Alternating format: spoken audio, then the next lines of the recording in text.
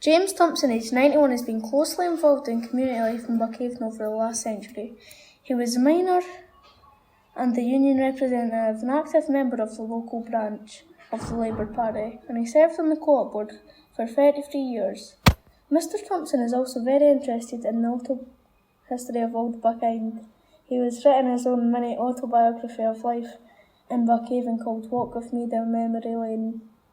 Mr. Thomson was born the 6th of November 1895 in Shore Street, called the Four Doors. He grew up in a house in Seaview Lane and later in Michelle Street. Mr. Thomson has kept a lot of records of Old Buckhaven, including what he thinks is the origin of the village.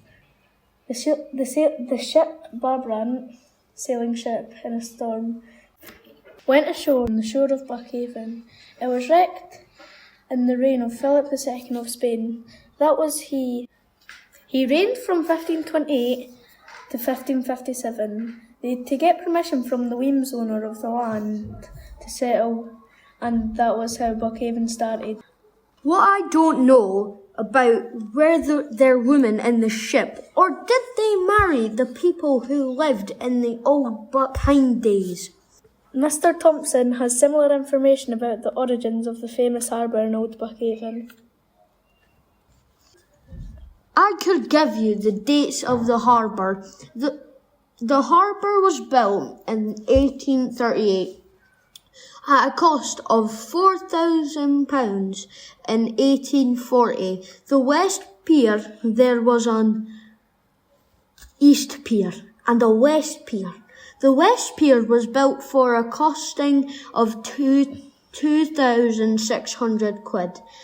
In 1853, the extension to the East Pier was £9,155. He was present at the attempt to dredge the harbour to try and save it.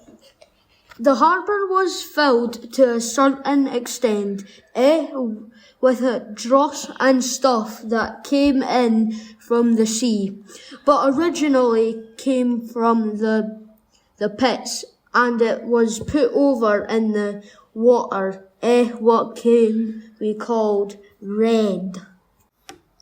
And funny enough, instead of going to the left, it came to the right and eventually landed in Buckhaven Harbour.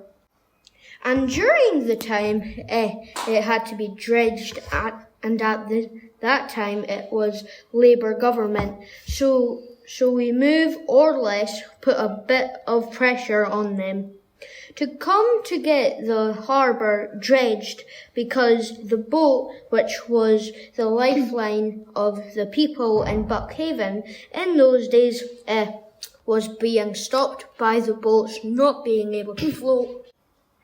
Mr. Thomson's grandparents were fisherfolk, and they had their own house down West High Street. He remembers from when he was a young boy 109 boats leaving Buckhaven to go to the North Shields and South Shields in the summertime. The boats came into harbour and sold their herring at the North Shields. In the winter time, the fishermen went line fishing for whitefish in the firth.